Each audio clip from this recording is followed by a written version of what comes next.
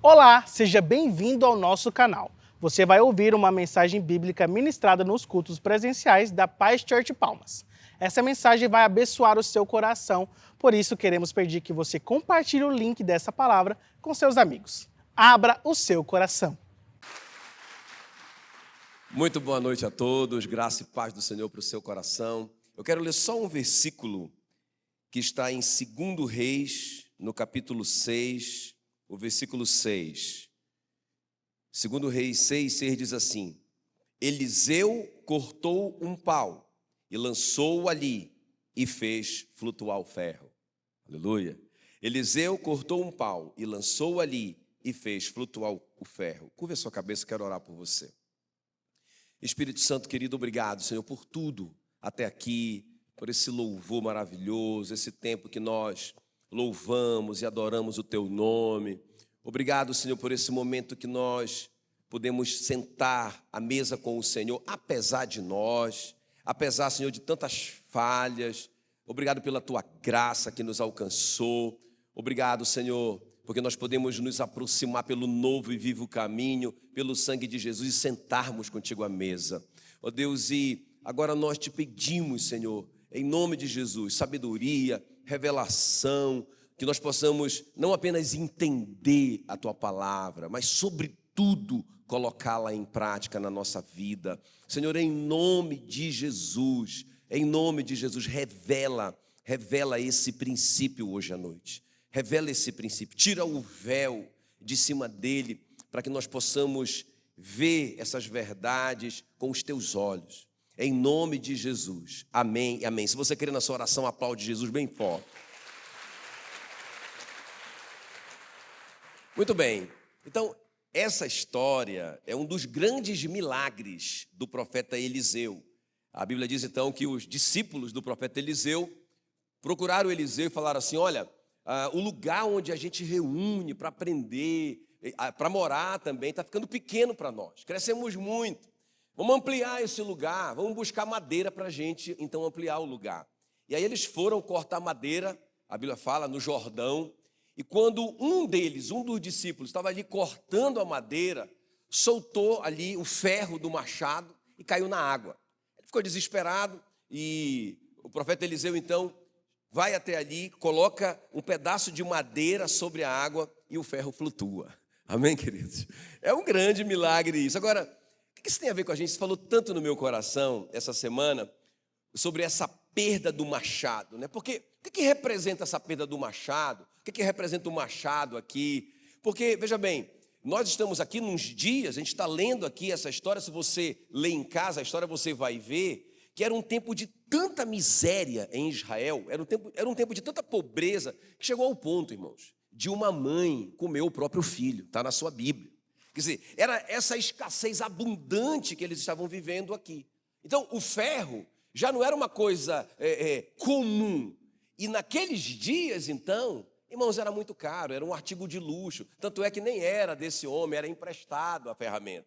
E era tão necessário. Então, o que esse machado, esse ferro que se perdeu, fala com a gente? São coisas valiosas para nós, sabe? Coisas como família, coisas como sonhos, sabe? Coisas como filhos, sabe? Como projetos, como a nossa própria vida espiritual. São coisas muito valiosas, que nós não damos conta de obter pelos nossos próprios recursos, não é?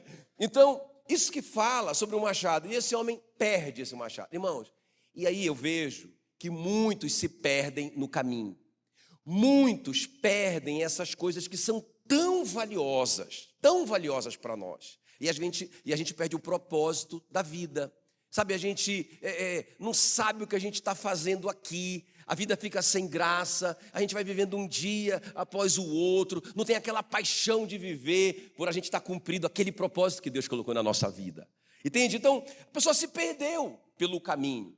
Perdeu o seu machado, mas a coisa legal aqui é que o Eliseu estava ali, o Eliseu estava lá, eles estavam tranquilos, não, o mestre está aqui, não é? O Eliseu está aqui, ele vai fazer flutuar o machado. E foi ao Eliseu que eles clamaram para flutuar o machado. Agora, deixa eu abrir um parênteses para eu conectar essa história com o Novo Testamento, porque é muito interessante isso aqui, irmãos. O Eliseu é um dos tipos, Você sabe o que é um tipo? É uma sombra daquilo que viria a acontecer. Então, o Antigo Testamento tem os tipos que apontam para o Novo Testamento. E o Eliseu é um dos tipos de Cristo mais perfeitos na Bíblia, ok? É muito forte isso, porque olha só, o nome deles, né, o Eliseu significa o Senhor socorre, e Jesus significa o Senhor é salvação. Muito parecido isso aí. Mas o primeiro milagre do profeta Eliseu, qual foi? Quem sabe qual foi o primeiro milagre do profeta Eliseu? Qual foi? Quem sabe? Ouvi. Não é? Então, isso. Né? Então, a Vera estava aqui.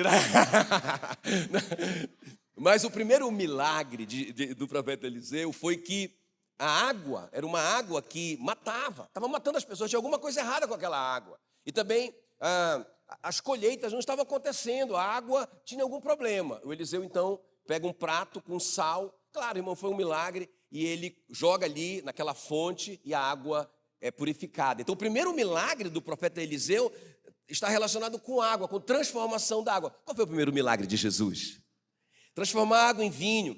Também o profeta Eliseu ressuscitou o filho da sunamita. Jesus ressuscitou o filho da viúva de Naim e também ressuscitou Lázaro e também a filha de Jairo. O Eliseu curou um leproso. Quem foi o leproso que o Eliseu curou? O Naamã, mas Jesus curou 10 leprosos. Amém, queridos? Então, interessante também a morte do profeta Eliseu. Olha só, quando Eliseu morreu, enterraram ele, e logo alguns dias depois, alguém foi enterrar um homem, não é? Então aquele funeral ali para enterrar, fazer o enterro do cara. E na hora que eles estavam enterrando o cara, os inimigos invadiram ali o país. E aí, rapaz, coloca aí na sepultura do Eliseu. E eles colocaram na sepultura, quando o cara bateu ali, ele se levantou. Um milagre. Não é? Quer dizer, o Eliseu produziu vida através da sua morte. Irmãos, foi isso que Jesus fez. A morte dele nos deu vida, aleluia. Então, o ministério deles e a vida deles tem uma conexão muito forte aqui. Ele é um tipo perfeito de Cristo. Agora, presta atenção, irmão, se o seu machado caiu, se alguma coisa muito valiosa para você se perdeu, eu nem vou ficar tentando dar exemplo, porque eu vou acabar acertando o seu. Então, sabe, coisas preciosas para nós, como, por exemplo, sonhos preciosos, propósitos preciosos, nos perdemos no caminho. Calma, Jesus fará flutuar o machado. Eu vim aqui te dizer, irmãos, que hoje é dia de você reencontrar o seu caminho. Hoje é dia de você reencontrar o que foi perdido. Você precisa achar o machado perdido, aquela ferramenta importante para você fazer a obra que Deus colocou na sua mão para você fazer. Não é? Ela não é sua, ela é emprestada, ela é do Senhor, mas você vai achá-la hoje à noite, em nome de Jesus. Agora, eu quero ver essa história junto com você. Não é? Olha, irmãos, é impressionante como que tem 3 coisas aqui. Eu não procuro sempre 3 coisas, não, porque é impressionante como que parece que a Bíblia sempre tem 3 coisas. E realmente, eu até tentei encontrar mais coisas, mas para sair desse 3, né? Mas não tem, é 3 mesmo. Amém? Vocês estão prontos para a gente aprender com essa história, sobre essas atitudes desses homens, para eles reencontrarem o machado perdido. Então vamos ver. A primeira coisa aqui, convidar Jesus. Diga comigo bem forte, grita aí, convidar Jesus. Não é? Porque olha só, o milagre só aconteceu, vocês concordam comigo, porque o Eliseu estava lá. Agora, olha por que o Eliseu estava lá. Segundo Reis 6:3, quem me acompanha comigo? Um dos profetas, daquele grupo de discípulos do profeta Eliseu, insistiu, olha só, que Eliseu fosse com eles. E Eliseu aceitou. Percebe? Não, nós não vamos sem você. Nós vamos ampliar a igreja. Nós vamos ampliar o lugar de adoração, de ensino, o lugar que a gente mora, que os profetas moram. Mas sem você não. Sabe, irmãos? Então, o milagre aconteceu porque o Eliseu estava lá. Deixa eu te dizer uma coisa. Nós estamos na operação resgate do machado perdido. Não vá sem Jesus. Nós temos que ser imitadores de Moisés. Senhor, se o Senhor não for, não me faça subir desse lugar. Se a tua presença não for comigo, eu também não vou. Agora, vamos lá. Se eu perguntasse aqui, eu não vou perguntar, não é? Você está com Jesus? ou Jesus está com você, Jesus está na sua vida, todos diriam, sim, Jesus está comigo. Mas vamos dar uma olhada nisso, irmão. Vamos colocar um termômetro espiritual em nós, para ver se realmente Jesus está. E uma história que eu achei na Bíblia que mostra assim, de uma forma muito clara se Jesus está ou não na minha vida. Sabe, se eu convidei Jesus e ele veio e ele está comigo, porque se ele estiver, irmão, pode ficar tranquilo, ele vai fazer flutuar o machado.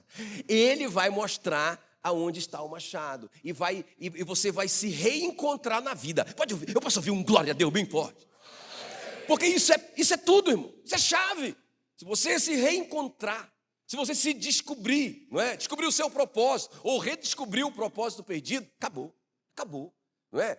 Sabe, a gente tem paixão para viver quando a gente está no centro da vontade de Deus para a nossa vida. Eu sempre digo, olha, o melhor lugar para viver não é Palmas, também não é Curitiba. O melhor lugar para viver é no centro da vontade de Deus. É no centro do propósito de Deus para a nossa vida. E às vezes a gente perde isso, ok? Então, primeira coisa, Jesus tem que estar lá. Então, olha, essa história que eu achei aqui, que eu achei muito interessante, que mostra quando Jesus está presente, é a transformação de água, não é? Da água no vinho, lá no casamento de Caná. Olha o que diz aí João 2:2. Quer ver? Me acompanha. Jesus também, grita aí, Jesus também foi convidado com os seus discípulos para o casamento. Por que Jesus estava lá? Ele foi convidado. Por que aconteceu o milagre? Porque ele estava lá. Eles perderam o machado também. Perderam o vinho. Por que eles acharam? Porque Jesus estava lá. Agora, irmãos, o que significa Jesus estar? Então, eu falei na semana passada, dá uma olhadinha lá depois, eu não vou gastar tempo aqui, porque eu falei na semana passada que Jesus é a palavra. Então, Jesus está na minha vida, olha, eu quero reencontrar o meu machado perdido. Qual é o lugar que a palavra de Deus ocupa na minha vida? Quanto tempo eu gasto com a palavra de Deus por dia? Não é? Então, uma coisa bem prática. Até deixa eu te falar uma coisa assim, bem prática, te dar uma dica, né? Bem prática. Algum tempo atrás, irmãos, a gente nunca pode se acomodar nessa zona de conforto. E nada na nossa vida. Não é? Estou malhando todo dia. Meu irmão, se você ficar só nisso daí, o corpo vai se acostumar, você vai começar a engordar de novo. Tem que aumentar. Em tudo na nossa vida. Em tudo. E eu comecei a perceber que eu estava assim meio acomodado, não é? Com a minha leitura bíblica. E sabe o quê? Apesar de que eu estava usando muito a internet para coisas boas, eu me pegava perdendo tempo na internet. Eu sei que você não tem nenhum problema com isso, né? Mas eu estou confessando o meu pecado. E aí eu fiz uma decisão. Eu falei assim, rapaz, eu vou fazer o seguinte, eu vou dobrar o meu tempo de leitura bíblica, ou seja, aqueles capítulos que eu leio, eu vou ler o dobro, não é? Eu vou gastar mais tempo com a palavra. Irmãos, olha uma coisa que aconteceu. Eu nem sabia que o celular fazia isso. O meu celular me mandou uma mensagem. Tipo assim, o seu tempo de uso diminuiu tantos %. Olha só, eles ficaram preocupados com a perda do cliente. Sabia de... Rapaz, eu disse, cara, que coisa interessante. Mas, irmãos, eu nem me dei conta disso. Mas o tempo é igual ao dinheiro. Se você gastar todo o seu dinheiro, irmão, você vai se endividar, não é? E o tempo é a mesma coisa. Só que o dinheiro a gente ainda pode recuperar, né? O tempo já era. Se você gastar todo o seu tempo com outras coisas, vai faltar tempo para você ler a sua Bíblia. Irmãos, Jesus é a palavra. Se você tem um relacionamento responsável com a palavra de Deus, eu vou te dizer, Jesus está na sua vida. Jesus está na sua vida. Caso contrário, irmão, você pode estar numa religião, você pode frequentar uma igreja, você pode achar Jesus muito legal, mas se você não tem um relacionamento com a palavra de Deus, eu vou te falar, ele não está. Vai ser difícil de achar esse machado sem ele. Quem está me entendendo? Agora vamos lá. Outra coisa que eu vejo aqui no casamento de Caná, ele não estava sozinho, ele estava com os discípulos. E quem concorda comigo que os discípulos de Jesus ali eram toda a igreja mundial da época? Né? Então, toda a igreja mundial, já pensou, irmão? Hoje nós nos multiplicamos, somos de milhões, mas naquele tempo, toda a igreja estava naquele casamento. O que significa isso? Jesus está na minha vida, eu preciso achar esse machado. Eu preciso reencontrar o meu propósito. Eu preciso reencontrar o sentido da minha vida. Eu sei, eu tenho que convidar Jesus. Já entendi. Eu tenho que ter um relacionamento com a palavra. Mas escuta bem, eu também tenho que ter um relacionamento com a igreja. Irmãos, a Bíblia diz, Efésios 1, 23. Eu até quero que vocês projetem aqui, olha. Efésios 1, 23. A igreja é o corpo de Cristo. Ela completa Cristo. Ou seja, não dá para a gente fazer parte de Cristo sem fazer parte do seu corpo, que é a igreja. Qual o meu relacionamento com a igreja? Entende o que eu estou falando? Então, por isso que o apóstolo Paulo diz, não sejam como os incrédulos, como o mundo. Não deixem de congregar. Uma ordem. Porque a igreja, irmãos, é o corpo de Cristo.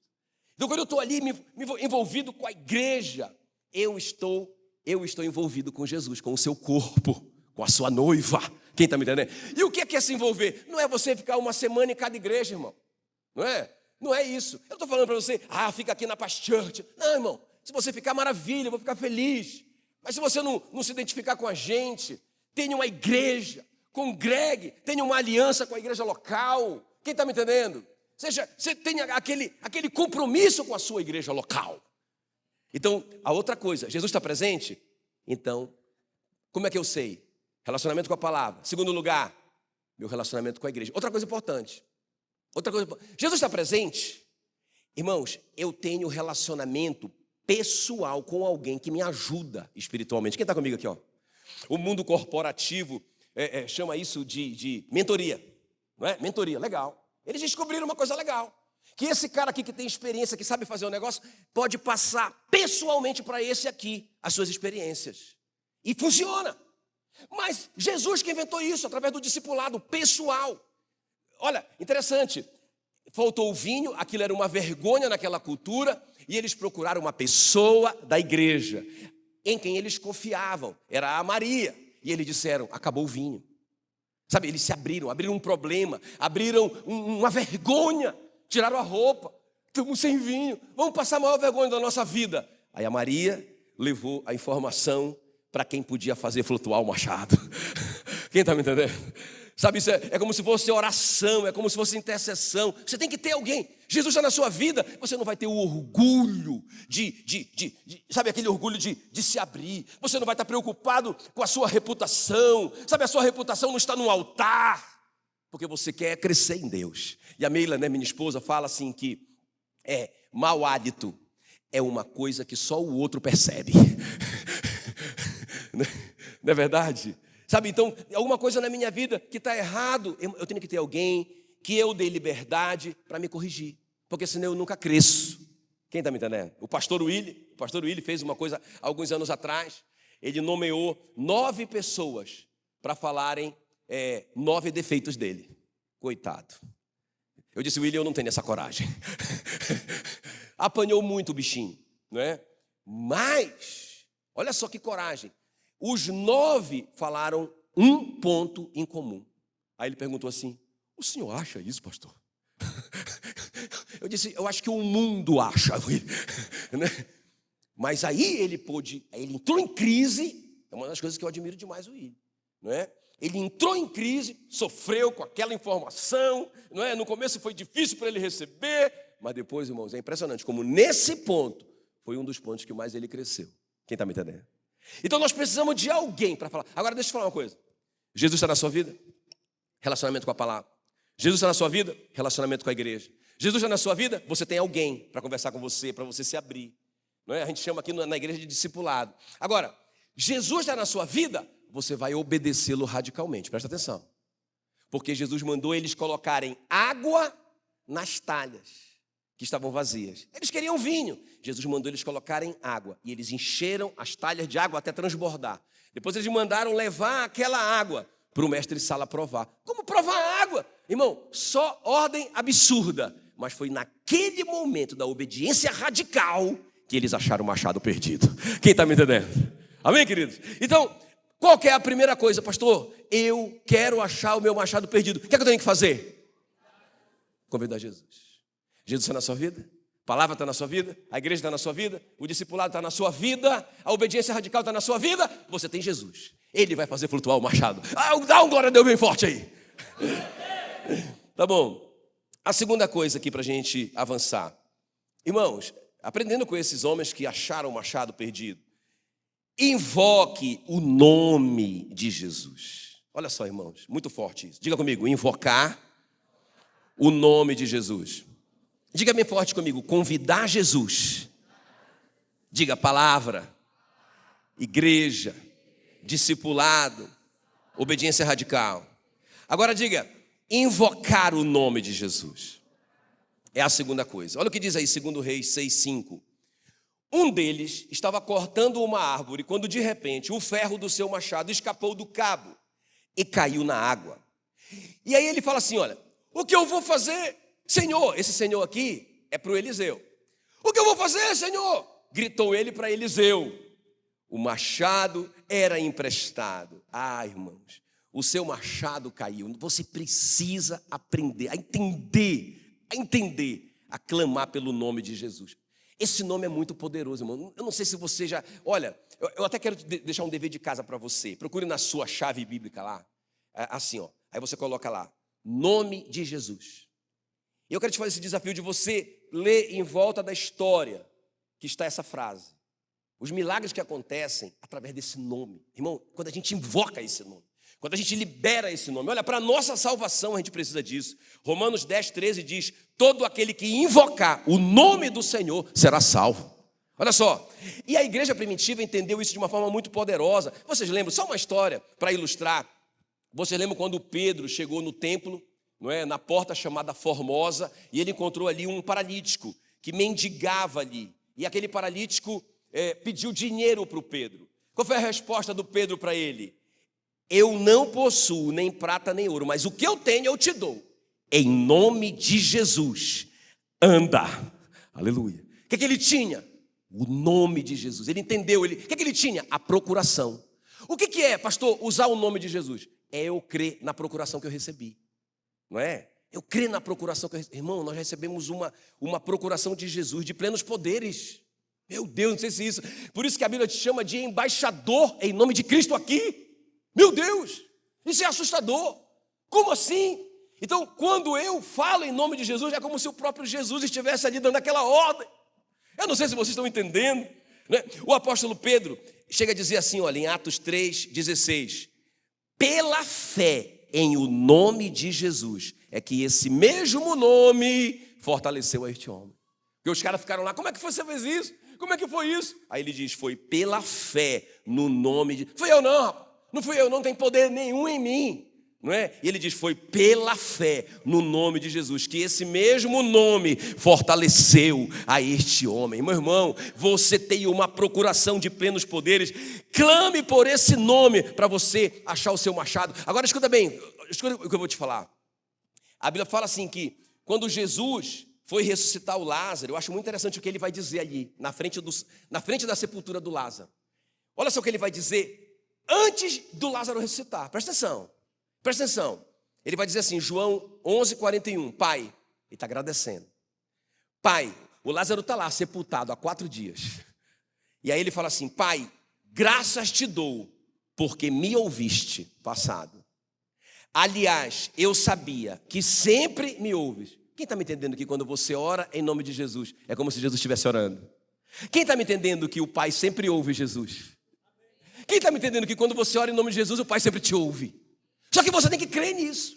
Então, se você perdeu o machado, você perdeu o propósito, você perdeu algo de valor para você, irmão, clame pelo nome de Jesus.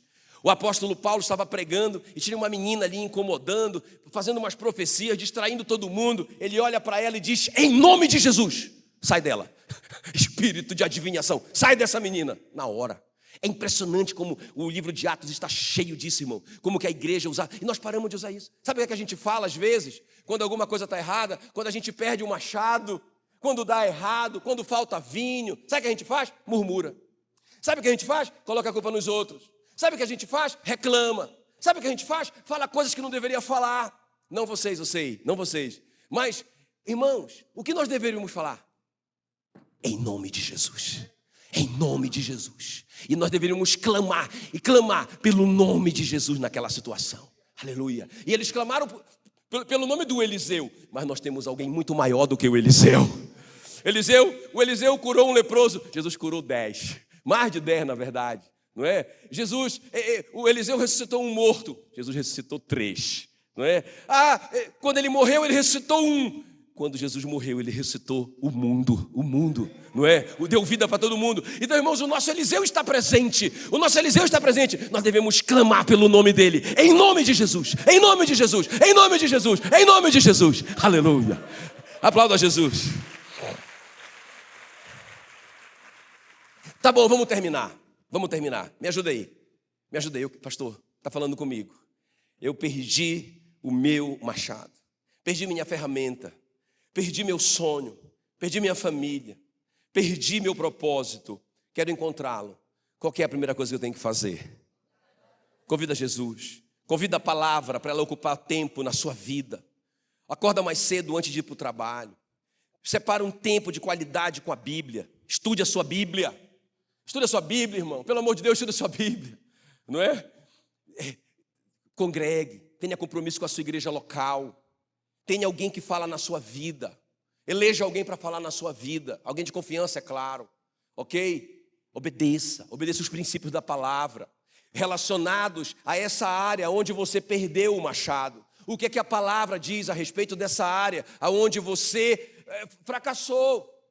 O que a Bíblia diz? Você precisa estudar a Bíblia para você saber. Entende? Então, irmãos, eu estou vendo de novo a igreja correndo de um lado para o outro, sabe? Aqueles ventos de doutrina, buscando uma solução rápida, uma solução micro-ondas, uma resposta de um profeta que fala para a pessoa o que ela tem que fazer, sabe? Aquela coisa toda. Meu irmão, você tem a Bíblia, você tem a palavra de Deus, você tem acesso ao Rei.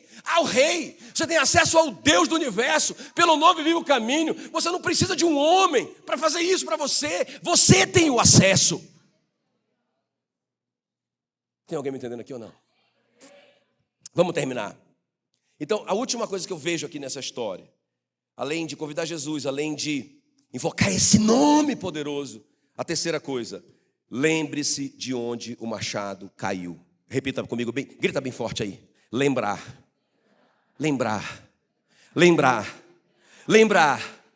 aonde o machado caiu. Olha o que diz aí, 2 Reis 6,6. Perguntou Eliseu, é como se Jesus estivesse perguntando para nós hoje, onde caiu? E mostrou-lhe ele o lugar. O homem mostrou o lugar aonde mais ou menos caiu o machado. Quem está me entendendo? Sabe, irmãos, nós precisamos fazer essa reflexão hoje. Onde caiu o meu machado? Olha o que diz Apocalipse 2,5. Jesus que fala isso. Lembra-te, pois, de onde caíste. Arrepende-te e volta às práticas das primeiras obras.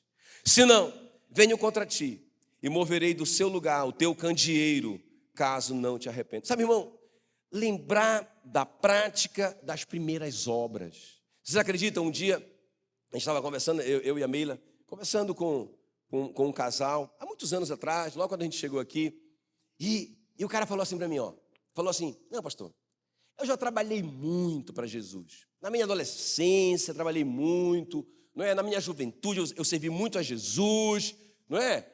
Agora, sabe, acabou, porque agora eu vou cuidar de mim, né? Então, cuidar só da minha vida e agora eu estou aposentado, né? Porque eu já fiz muita coisa pelo reino. Eu falei, irmão, deixa eu te falar uma coisa, você não está entendendo. Não é para ele que você faz, é para você mesmo. Porque, irmão, deixa eu te falar uma coisa. Onde eu mais cresço é quando eu estou ajudando alguém. Sabe? Onde eu mais cresço é quando eu estou ajudando um casal, por exemplo. Onde eu mais cresço como marido é quando eu estou ajudando um casal. Onde eu mais cresço com relação aos meus filhos, não é? Quando eles eram adolescentes, era quando a gente estava cuidando de um adolescente. Sabe? Quando a gente estava cuidando de pais, sofrendo com filhos adolescentes. Não é? Sabe, onde eu mais cresço é quando às vezes eu pego uma situação que eu digo assim mesmo. Eu já peguei situações assim, muitas na verdade, que eu digo assim, Deus, coloca fé no meu coração para eu acreditar que é possível restaurar esse negócio. Porque eu nunca vi uma situação dessa. Eu já vi isso. Sabe, pastor, irmão, na verdade, cuida do esgoto da humanidade. Né? Se eu te falasse o que esses ouvidos já ouviram, você passaria muito mal. Mas sabe que quando eu ouço aquelas coisas, quando eu passo aquela crise com aquelas pessoas, que eu vou orar, que eu vou estudar aquele assunto. Sabe, irmãos, eu cresço. Eu lembro que uma vez chegou um homem carregado pelo médico dele aqui. Né? O cara assim, numa crise de depressão, que nem o médico dele lá podia ajudá-lo. Não é? E ele ouviu falar da gente. E olha só o que ele falou assim: rapaz, eu ouvi falar que aqui cura a depressão. Eu não sei onde que esse cara ouviu isso. E ele perguntou: e aí, pastor? Eu olhei para o homem, irmãos. Pensa, um farrapo de gente. Sabe, foi um daqueles que eu disse: Senhor, enche-me de fé. Aí eu falei assim: pois é, aqui a gente cura a depressão mesmo. E nós vamos curar ele. E falei assim: eu não tenho vaga na agenda agora. Mas daqui a mais ou menos uma semana eu atendo ele. É um caso difícil, mas nós vamos trabalhar duro e vai dar certo. Irmão, eu saí dali desesperado. Comprei um monte de livros sobre depressão. Eu tinha uma semana para aprender alguma coisa. E orar, e desesperado, e buscar, e conversar com pessoas que já passaram por esses processos. E, irmão, aí o primeiro dia chegou. Né? Eu era faixa branca, mas eu já tinha pelo menos uma noção. Irmão, como eu cresci naquele processo todo. Não é? Sabe, a história dele é linda, o que Jesus fez na vida desse homem, irmão. É milagre, é transformar água em vinho, é mudança radical pela palavra de Deus. Foi lindo demais, eu me arrepio todo com isso, aleluia. Está entendendo o que eu estou falando? Então, quando eu falo assim, rapaz, quando você deixou as primeiras obras, você se perdeu no caminho. Sabe, essa aposentadoria vai te engordar, vai te matar, porque, sabe, os teus músculos espirituais vão atrofiar se você não faz nada para o reino de Deus. Tem alguém me ouvindo aqui ou não? Então, irmãos, onde o machado caiu? Onde o machado caiu? Lembre-se de onde caíste, arrepende-te, volta à prática das primeiras obras. Deixa eu terminar com a reflexão do filho pródigo que perdeu o machado, né? Ele tinha um machado muito poderoso, vivia com o pai rico dele, estava tudo bem para ele. Aí, de repente, ele tem essa ideia: eu vou tocar meu próprio negócio, vou pedir a minha parte da herança, não é? E aí ele vai lá, pede para o pai, meio que força a barra, vai embora. Aí daqui a pouco, irmãos, ele está trabalhando numa pocilga, desejando, com tanta fome que ele está, que ele deseja comer a comida dos porcos, mas nem isso lhe deram. Pensa uma miséria absoluta. Aí olha só, perdeu a dignidade, perdeu a autoestima dele, porque para o judeu, era proibido o judeu trabalhar com porcos. Ele perdeu tudo, irmãos. O machado se perdeu, está nas profundezas, ele não tem como encontrá-lo, ele perdeu o propósito da vida dele, ele está tão desesperado, mas aí ele reflete. Escuta, nós temos que fazer essa reflexão, onde que nós caímos. Aí olha só o que diz, Lucas 15, 17, me acompanhe por favor. Então, caindo em si, ele diz, olha só, irmãos, essa reflexão: quantos trabalhadores de meu pai têm pão com fartura e eu aqui morro de fome? Sabe, nós precisamos parar e pensar. Aí olha só o que ele vai dizer: levantar-me-ei e irei ter com meu pai, e lhe direi: pai, pequei contra o céu e diante de ti, já não sou digno de ser chamado teu filho, me faça como um dos teus trabalhadores. O que significa isso, irmãos? Olha aqui, ó. Perdi meu machado. Eu quero Jesus na minha vida. Eu vou clamar pelo nome dele, mas peraí, tem alguma coisa para fazer importante. Eu tenho que tomar decisões, porque em algumas áreas, escuta, eu quebrei princípios importantes. O que vem na cabeça do filho pródigo? Puxa vida, eu desonrei meu pai, porque estava escrito, era uma lei, não é? Aquele que toma posse antecipada da herança, no final será amaldiçoado. Uma lei, ele sabia disso. Desonrei meu pai, não é? Eu fui injusto, eu fiz tudo isso, joguei fora aquele dinheiro todo. A Bíblia diz, né, que o homem sensato guarda o seu dinheiro e tem sempre em abundância. O insensato gasta tudo o que ganha, por isso ele vive na miséria. Então ele estava quebrando princípios importantes da palavra de Deus. E aí, irmãos, ele cai em si. Eu errei, eu pisei na bola, eu preciso consertar. Deixa eu te perguntar uma coisa aqui.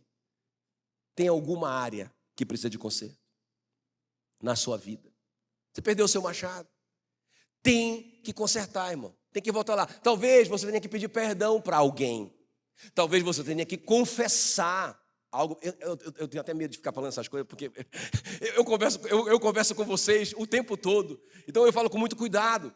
Mas eu quero que você pense nisso. Se tem alguma coisa para você confessar, se tem alguma coisa oculta. Irmãos, Satanás é o príncipe das trevas. A palavra trevas aqui no grego é escotos, que significa ignorância. Ele é o príncipe da ignorância. Então, se você não sabe o seu direito, ele te domina.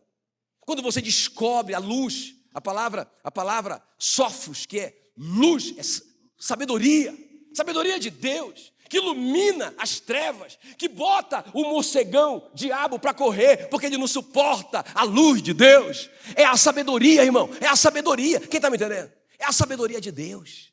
Então você precisa sair desse lugar, onde ele é o príncipe da escuridão, das trevas, onde as coisas estão escondidas, e você tem que ir para a luz. Eu sempre digo que o que está em trevas está sob a jurisdição de Satanás, mas o que está na luz está na cruz de Cristo.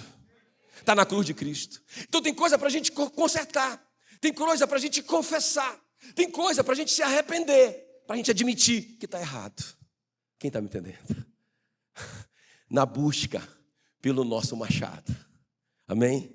Convidar Jesus, invocar o seu nome sobre essa situação e lembrar, pensar, refletir sobre o que está errado. Onde que eu me perdi?